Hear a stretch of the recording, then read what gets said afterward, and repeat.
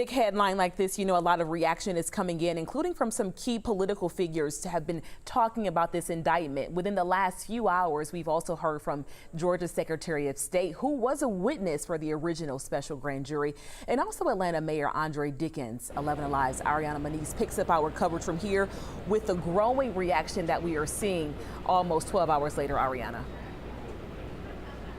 Yeah, that's right, Aisha. Former President Trump, he continues to rail against these charges, calling this latest indictment what he's calling a witch hunt. In his latest post to his Truth Social platform, the former president says he plans to release what he's calling a report connected to Georgia election fraud. He says he plans to make that announcement during a press conference in New Jersey next week.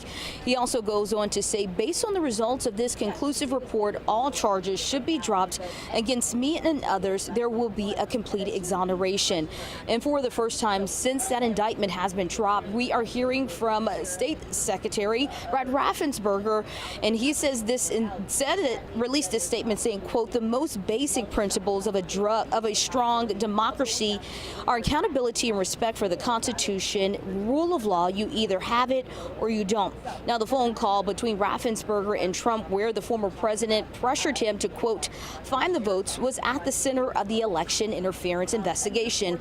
We're also hearing from Mayor Andre Dickens, another local official, sounding off after the latest round of indictments. Take a listen.